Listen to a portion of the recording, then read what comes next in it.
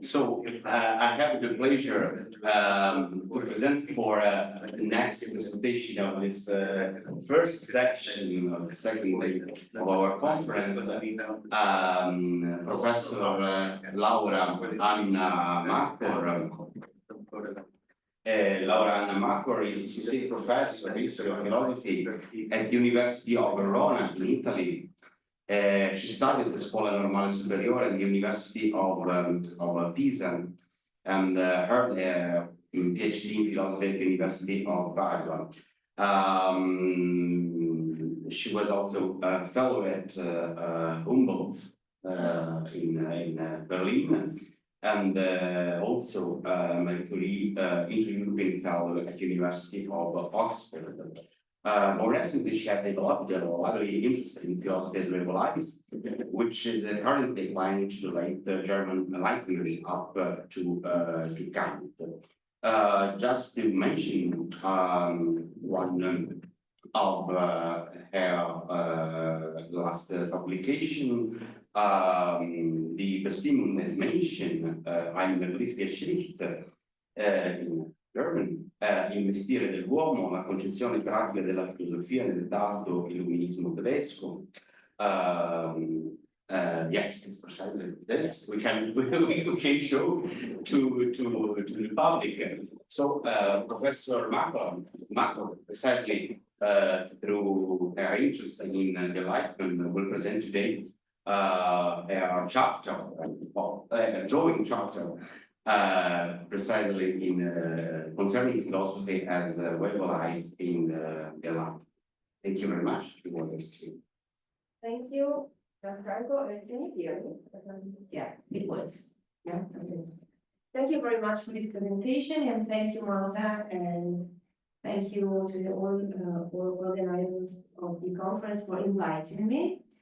Well, my presentation, as well as the relevant chapter in the handbook, aims to offer a preliminary overview of PWL in the French and the German Enlightenment.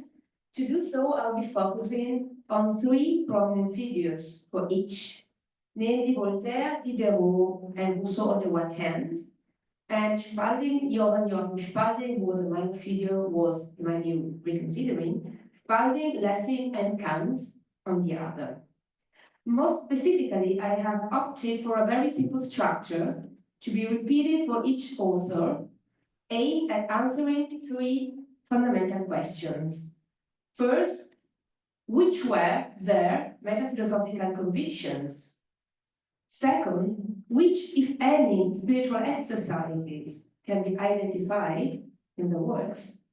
Third, which, if any, innovations or even radical changes did they bring to PWL? In order not to exceed the 30 minutes, I have expunged all references both to Hadot's mentioning the Enlightenment general or these authors in particular, and to recent scholarship. The most important contributions to the latter are simply listed in the final slide as a bibliography. The French Enlightenment is the epoch of the philosophe, as well as Rousseau's claim back to nature.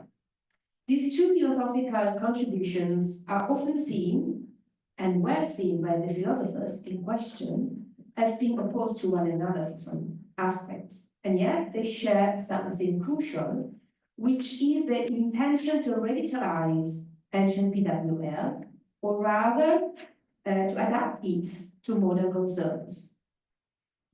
Voltaire entered the cultural scene of his epoch as an author of tragedies and epic poems, turning to philosophy in the late 1720s.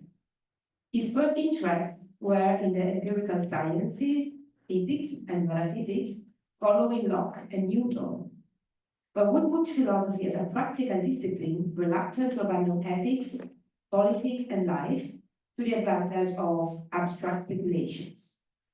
The entry philosopher in the philosophical dictionary testifies to this development and can be considered the quintessence of Voltaire's final comprehension of philosophy. So let's read this first quote. philosopher, lover of wisdom, that is of truth. All philosophers have possessed this twofold character. There is not one among those of antiquity who did not give examples of virtue to mankind and lessons of moral truth.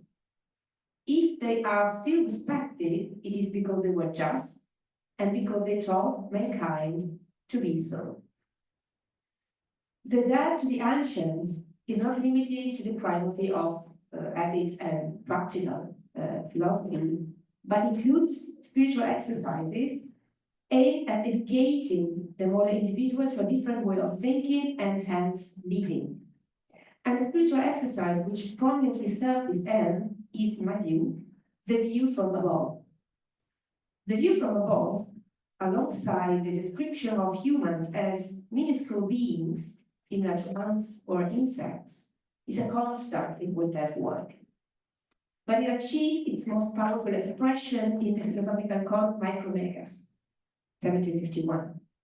This text stages the visit of Micromegas, an inhabitant of a planet orbiting star Sirius, to the Earth. Micromegas, as well as his fellow traveler, who chants from Saturn, are both giants and possess a number of qualities humans long for: augmented sensory capabilities, superior wisdom, and longevity. Tellingly, however, they are not holders of ultimate knowledge, nor absolute truth.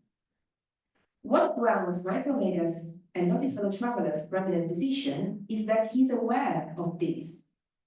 And that is why he can provide the reader with a different, higher perspective of human affairs and convictions, whose value he prompts to reassess. The importance of this exercise, not only to the individual, but also society, is proved by the fact that in his treatise on toleration of 1763, Voltaire uses this view from above as a therapy for fanaticism. In the chapter entitled Universal Toleration, the Earth is a little globe and nothing more than, I quote, a dot, which revolves in space just like so many other globes. And the human being, who's about 5 feet high, is certainly a negligible entity in this creation, end quote. And so it is quite ridiculed that one of those imperceptible beings claims superiority over all others. Evidently, tolerance as a both individual and social quality is to be achieved and maintained by practicing the spiritual exercise of the view from above. So Voltaire endorses the ancient conception of PWL, yet he differentiates himself from the ancients insofar as, firstly, he does not aim to create a closed group nor a community with distinct features.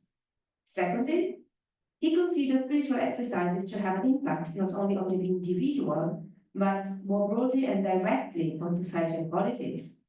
And thirdly, he doesn't present a view from above, but two, and in neither is a perspective from above that of God, universal reason or nature, but that of just other finite beings lacking ultimate knowledge. One perspective, of course, being superior to the other, yet not for these perfect. Denis Diderot published his first philosophical works in the 1740s and made himself immediately known for his unorthodox views. His letter on the blind for the use of those who can see of 1749 caused him to be imprisoned for 3 months in the castle of Vincennes, and this period can be considered the origin of his lifelong self-identification with ancient philosophers, starting from none other than Socrates and ending with Seneca. In defining his views about philosophy, Diderot was not interested in the distinctive context of each theory, but in the capacity to combine theory and life. In this sense, eclecticism becomes a way of life rather than merely of thought, since it requires and in turn promotes courage and is intended to impact on life, as clarified in a relevant entry in the encyclopedia. This entry was published in 1755. So let's read this quote. The eclectic is a philosopher who, trampling underfoot prejudice, tradition, age-old views, received wisdom, authority, in a word, everything which subjugates the masses, dares to see for himself. And having analyzed all philosophical systems without any judgments or partiality, he constructs a personal and private one that belongs to him. I say a personal and private philosophy because the ambition of the eclectic is less to be the preceptor of humankind than its disciple, less to reform others than reform himself, to know the truth rather than to teach it. But in keeping with this aversion to close identities, no formal prescriptions of a fixed set of exercises are provided, no particular rules are given to create a homogeneous way of life among readers. However, distinct spiritual exercises can be identified, and I would like to focus on Diderot's early letter on the blind, which stages a quite unexpected variation of the view from above. More precisely, instead of a view from above, and this means from a higher point of view, the text presents a view from the side. So from another, though not higher point of view. And the other providing this side view is the blind person who promises a sighted person to reframe the usual convictions. The text, in fact, clarifies that contrary to some expectations, the blind performs better in a number of ways, and vice versa, those who see lack something crucial, namely the capacity to imagine and hence accept other different scenarios. In other words, those who see lack the propensity to ascend to a view from above or to practice any equivalent exercise. It is not a coincidence that the only person in the text who is portrayed practicing a traditional view from above is a blind. So the blind mathematician Nicholas Sanderson.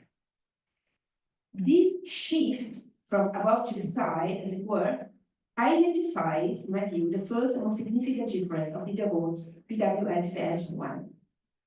And in my view, this points to the emergence of diversity as an issue worth addressing. The second difference is Diderot's not intending to form a school or a closed sect with specific habits and customs. Jean-Jacques Rousseau, that's the final French author, the last French author, Jean-Jacques Rousseau, rose to fame under the aegis of philosophy as a way of life. His discourse on the sciences and the arts is a likely vindication of a practical conception of philosophy in the name of Socrates, who addresses the reader directly in a free quote from the Apology, from Plato's Apology, and that's the quote I have chosen. And that's Socrates speaking. We do not know, neither the sophists, nor the poets, nor the orators, nor the artists, nor I, what is the true, the good, and the beautiful. But there is this difference between us that, although these people know nothing, they all believe they know something, whereas I, while I know nothing, am at least not in any doubt about it. Here then is the wisest of men in the judgment of the gods, and the most learned of Athenians, according to the sensible Greece, Socrates, speaking in praise of ignorance. After being awarded the first prize by the Academy of Dijon, Rousseau changed his own way of life. And he himself speaks of this turning point in terms of reform and a revolution. He left Paris, changed his eating and dressing habits, and decided, I quote, to submit his inner self to a severe examination.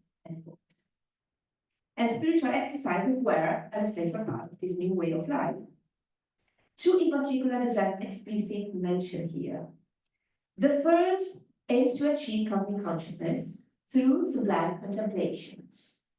To do so, humans have to, quote, meditate on the order of the universe, not in order to explain it by vague systems, but to admire it constantly, to worship the wise author who makes himself felt in it. but in no case too great again. Since not to be contented with one's condition is to want no longer to be a man. In other words, true happiness comes about only after acknowledging, accepting, and following nature, precisely as the Stoics thought. The second exercise is concentration on the present moment. In the Reveries of a Solitary Walker, Rousseau claims that our affections tend, it quotes, to recall the past, which is no longer, or foretell the future, which often is in no way to be, and hence prevent that the heart can truly say to us, I would like this instant to last forever. Yet the only state which deserves to be called happy is precisely that in which, I quote, the present lasts forever. In Rousseau's experience, this becomes possible when one finds himself immersed in nature. For instance, at the edge of a beautiful river or of a brook murmuring over pebbles. Speaking of differences, that's my final point for Rousseau, speaking of differences to ancient BWL, I think there are two. First, Rousseau's concentration on the present moment looks rather as a passive, almost mystical state, and this alters crucially the nature of the individual's role, which is not grounded in a conscious effort of concentration. One has the impression that the individual is sort of overwhelmed by nature rather than focusing the attention on the present. Second, Rousseau supports two different, potentially opposite views of individuality. On the one hand, and I have tried to show, he closely follows the ancients in staging the acquisition of cosmic consciousness as a process in which the private and personal dimension of the self is given up. On the other hand, though, he also promotes, or at least justifies, a strongly private and personal self, and particularly his own private and personal self, which is and remains the only hero of all these three autobiographical writings. So let's turn now to the German Enlightenment, which has been described as and periodized differently. Yet, for the present purposes, the following can be stated. Something crucial happened around the middle of the century, when a vibrant, lively, and fresh new attitude rose to primacy, and PWM became the prevailing meta philosophy. Johann Joachim Spaldi was to become one of the leading figures of the Prussian Enlightenment and was a crucial source of Kant, for instance. Yet he was still a young would-be Lutheran pastor when he first came across PWM and when reading and translating Shaftesbury's works. In 1745 and 1747, he published the first German translations of Shaftesbury's Moralists and Inquiry Concerning Virtue or Merit. And in 1748, he published his first work, The Contemplation on the Vocation of the Human Being. This text soon became a veritable bestseller, being published in 10 other editions up to 1794. And this text marked the official rise of PWL in the German Enlightenment. Spalding's text stages the monologue of a fictional I, which is not Spalding's I, which intends to discover the aim of human existence and the behavior required to fulfill this aim. And the quote we are going to read right now is the very beginning of this monologue. I see that I can spend the brief time that I must live in this world acting according to entirely distinct maxims. What was and consequences, due to the same distinctness, can in no way be identical. Now, I must also not proceed blindly in this, but rather seek to make out beforehand, to the best of my abilities, the path that is most certain, respectable, and advantageous for me. It is certainly for once, at least, worth the effort to get to know why I am here and what rationally I ought to be. Elsewhere in the text, the fictional I also states they are looking for a science of life, an art and a system of life. And to achieve this end, Spalding adopts a quite peculiar perspective in his ambition to soon become a priest and entering the Lutheran clergy. he never mentions the Bible or Jesus or the revealed religion. Instead, he takes 3 quotes from Latin authors, particularly from Horatius, Persius, and Cicero, and places them in the cover, in the first and in the last page of his book.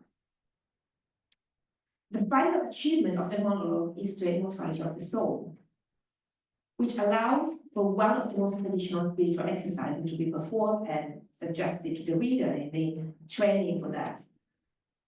The success of the art of living aimed for, in fact, depends on the ability not to lose sight of the entire life the human being is destined to. Since this enables putting all, and I quote, the good and evil encounters of the present world into perspective, and living without fear and with satisfaction. The first exercise makes a second possible, namely concentration on the present moment. Spalding claims that humans have a natural tendency to only live for the future, or to place their entire pleasure in expectations and prospects, and to neither be aware of nor enjoy the present. Yet this is tantamount to, that's a metaphor Spalding uses, to eating spices and medicines instead of healthy food, and requires intervention. The Spalding claims that humans should have themselves cured and become wise. The solution lies in the capacity to focus our attention, and Spalding uses the German term of Mehrsamkeit, so attention, on that certain sphere of action which is assigned to us in each period of our life.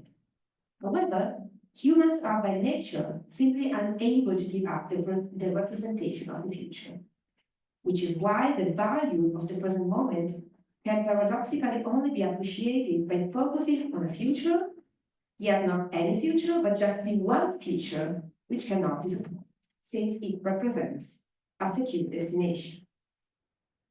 In conclusion, Spalding has the merit of having revitalized BWL, ancient BWL, not only for himself, but also for his German contemporaries.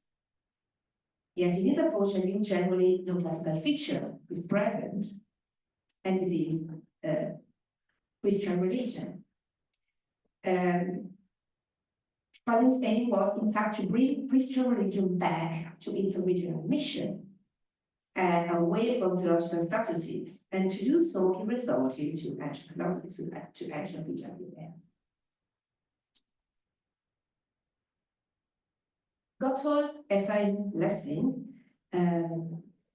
received a thorough training in classical literature and was supposed to become a theologian, yet very early on developed into a playwright, translator, reviewer, polemicist, and that's why he usually dealt with in German literature rather than philosophy. But most of all, he turned into a firm critic of all systems. It is no wonder that he has always experienced difficulties in being welcomed in the philosophical canon. Yet Lessing credited philosophy with a crucial role in fulfilling the end of human life. And he did so under the influence of Rousseau, and particularly of the first discourse. So let's read this short quote from a fragmentary text where Lessing follows Rousseau very closely. The human being was created to act, not to think apsophisms. However, precisely since they were not created to the latter, they tend to it rather than to the former. The wisest men, according to the oracle, endeavor to bring back the third for knowledge from this audacious flight. And here he's after speaking, foolish mortals, what is above you is not for you, turn you look within yourself, and the quote is much longer. Though on Socrates, or rather God did so through Socrates. In the remainder of this text, Lessing traces what he himself terms a history of philosophy in a nutshell. And this history is in line with Hadot's later comments on the development of philosophy. Socrates' most important pupils ended up betraying his legacy. I quote, Plato started dreaming and Aristotle drawing conclusions, end quote. And the subsequent centuries did nothing to diminish this increasing distance from the originally existential scope of philosophy. Leibniz and Newton were both of the view that philosophy was still too practical and needed to be subjected to mathematics.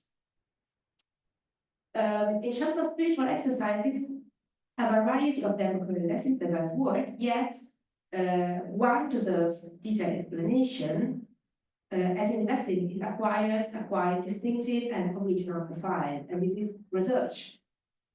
Lessing explicitly connects research to a human being's worth rather than to their knowledge.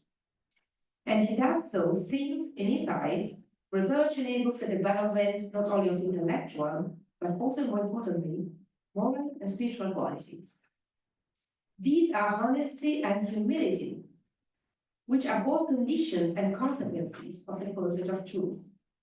On the contrary, the alleged possession of any theoretical achievement, particularly pertaining to closed systems or schools, makes us, and I quote, inactive, lazy, and proud. Lessing prioritizes life and theories to such a degree that he imagines being given the possibility of choosing between the possession of the truth and the quest for it, with a proviso that he should constantly and eternally err, and assures that with no hesitation he would humbly, opt for the latter. Evidently, truth is considered crucial for its capacity to transform those who are in search of it, rather than to reveal some hidden information or piece of knowledge. And in the play Night on the Wise of 1779, Lessing further develops this insight and applies it to the debates on religious toleration. The drama is famously set in Jerusalem at the time of the Crusades, and its philosophical core is centered around the dialogue between the Jew Nathan and the Muslim Saladin. In the relevant scene, the latter asks the former, who is known for being exceptionally wise, to provide a demonstration for the theoretical truth of Jewish religion. But Nathan ends up providing an argument for the practical truth of any religion, which can be found in the way of life of those who practice it. A theory will prove valid only inasmuch as it enables its supporters, all of them, to behave justly. To me, this is a veritable performative tour of the truth with social, cultural, and political implications. In terms of differences to ancient BWL, to me, there are two. First, Lessing's declared aversion to school, sex, and strictly defined systems. Second, his application of the spiritual exercise of research to the collective dimension as a way to promote toleration, not only as a moral but also as a civic virtue. And let's now turn to the last author, so Kant, who joined discourses in the 1760s, when his thought took a veritable meta-philosophical turn under the influence of Rousseau. And I have chosen a short quote from the notes on the observations on the feeling of the beautiful and sublime, which are handwritten notes, not aims for publication. So, I am, that's Kant speaking, I am myself by inclination an investigator. I feel a perplexed thirst for knowledge and an eager unrest to go farther in it, as well as satisfaction at every acquisition. There was a time when I believed that this alone would constitute the honor of mankind, and I had contempt for the rabble who know nothing. Rousseau brought me around. From this point on, the human vocation gains centrality in Kant's terminology and philosophy, and this new focus is conceived of as a neglected legacy of the ancients, and particularly Epicurus, Zeno, and Socrates. The ancients were much more loyal to the true idea of the philosopher than current so-called philosophers. So Kant. They thought that masters had to provide an example and live according to the principles they taught. Whereas modern philosophers are more easygoing in defining what a philosophy is, with the only exception of Rousseau. And Kant was never to abandon this view, and in the Critique of Pure Reason, he famously distinguishes two different meanings of philosophy, the scholastic and the cosmopolitan one.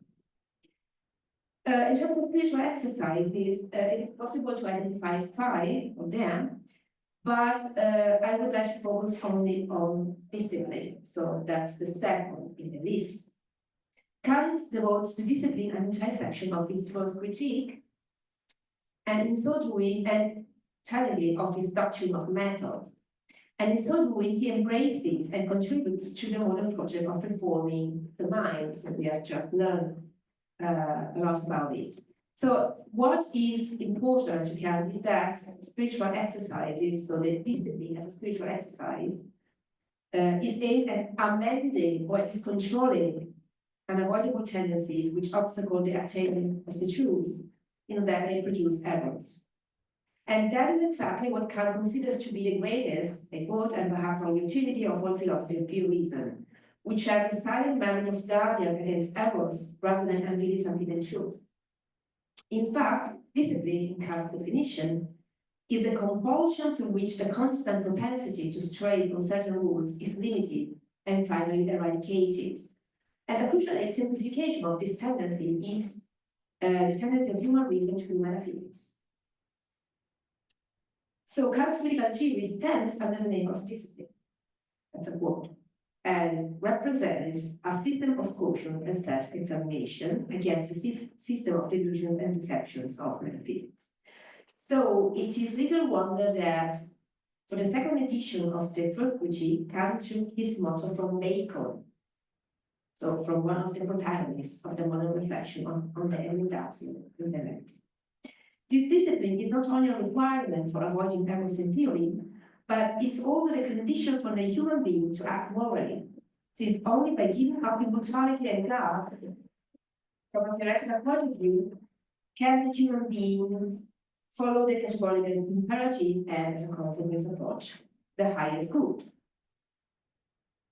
The other exercises present in Kant's work are research, cosmic consciousness, the view from above, and ethic aesthetics, and their variety and number testify to the grounding function of PWL for Kant's philosophy. Speaking of differences to PWL, Kant's spiritual exercises are not meant to create a proper and distinctive lifestyle, although they are surely conceived of as a tool for an act of living under the aegis of reason. The most significant difference to actual PWL lies in Kant's belonging to the tradition of the Emendratio Intellecti, which is a typical modern view of reframing ancient PWL. So, conclusions, I am almost done. I have tried to highlight both convergences between French and German Enlightenment in terms of discontinuities with the past. So they both gave up the idea of creating a closed group, and they both focus on the collective political civic dimension of PWL.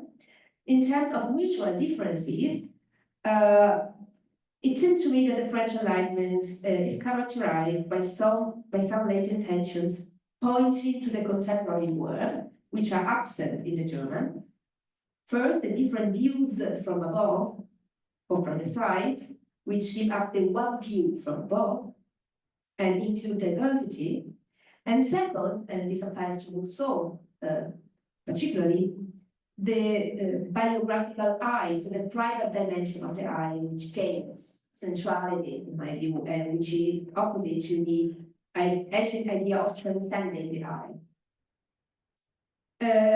The German Enlightenment, on the other hand, preserved or assigned a crucial role to Christianity. And this is something which we miss in the French Enlightenment. Finally, what they share with one another and the ancients as well is a variety of genres, styles, and professional identities, which call for a reconfiguration of the canon. Thank you very much for your attention.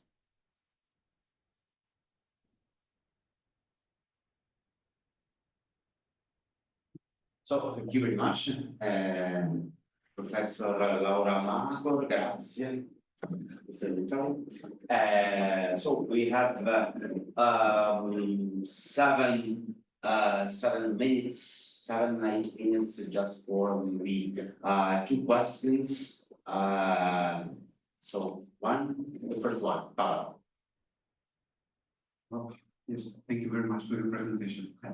think you had very wonderful conclusions, very thoughtful improvements.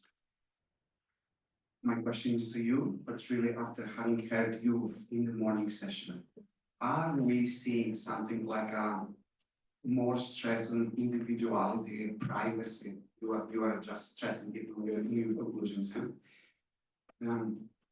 So we are talking about philosophy as a way of life, being a life, a philosophical life, but is it a private life or is it a public or shared one? And I also think here about how you have structured your chapters, how they were pinned down to this author, to that author, to that author, not schools, not shared identities, but rather private persons here. And so I thought, are we seeing an emergence of a modern individualism, maybe privacy, or is it we scholars who are used to think in this way when it comes to relations and afterwards? And in any case, however your individual answer to this question would be, I was thinking whether this is something very relevant for the volume that should be addressed maybe clearly.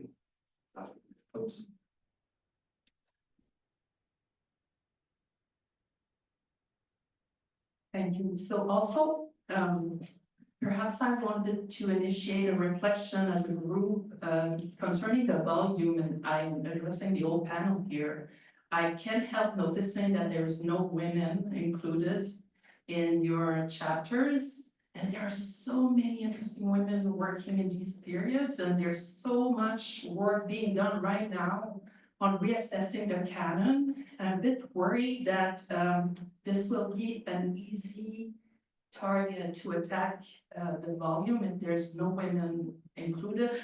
Actually, I'm also, that's a critique that I address myself. I will have to make an effort for antiquity to do something about it, but I just wanted to raise that up. So, yeah. Thank you very much. Both questions or reflections are highly welcome. So first of all, individuality. I try to stress it. I think that's one of the most destructive contributions of the Enlightenment, and this applies to the French in particular, I have to be honest. And in the original written version, which has had to be cut, I must be honest, I delved into details about Rousseau, because his way of presenting his life is very much in contrast with an ancient view of an eye which exercises in order to transcend the egotistical dimension. Rousseau is very, there is a strong core of narcissism in his way of writing and presenting his own life. When he changed his way of life after being awarded a first prize by the Canon of Dijon, of course he did something which looked very ancient. And when Kant mentions Rousseau as the only modern exception, because he tried to translate into a way of life, very clear way of life, what he wrote, well, Rousseau studied a sort of modern way of looking at a celebrity, rather than looking at a sage who transcends his own limits, his own vanities. So that's crucial. I think that's really crucial, and that emerges also. In terms of structuring the chapters, it is true. I think we all had no choice but to focus on single authors. But I hope something can emerge as transversal characteristics. Very briefly, women, you're right. You're right, and I can speak as a specialist in the German Enlightenment. Very much research has been doing lately on this. I can admit this research is not yet that right to be included. I couldn't do that, apart from problems of space, length of the chapters, which is also an issue. But we are still busy understanding who wrote what, where, and in which network this woman was working. So I don't know if we are really question for that. I will. For the French side, but I do. Yeah, French, yeah, this would be easier to get, but we would need a child, one more child. I'm wondering maybe like the Flaniers, I mean, another question. One I was gonna have for you is, do you see any commonalities in the sort of institutional relationships people have? Maybe to Pavel's question about individuality, maybe this connects to women, if there is literature, right, on the sort of influence of, you know, the Republic of Letters community, so just sort of initially reflecting, like, it'll be interesting to think about how those thinkers connect to those spaces. Do you think, is everyone writing really in their own individual space? Are they cynical about universities? Obviously, Rousseau is. No, you're right, that's a crucial issue Yeah. as well, so of course, they are mostly outside universities, mostly. Kant is the giant, is the exception. But outside university, Spalin refused to become a professor. He was asked, he was invited to be a professor. He refused because in his views, he was something else. So, and Lessing was also a very independent figure. So networks are also an issue. Yeah, you're right. And there is this idea of going outside academia, and Hadou himself pointed to this very, very clearly when speaking about it. And maybe we should, should stop. Okay, thank you very much, Professor Macor. It was a great pleasure to stay today with the Professor Salas, Professor Agostino, Professor Macor. Of course, there are some authors that we would maybe implement or in our panoramic we are going through. We have a coffee break for 20 minutes, so in 20 minutes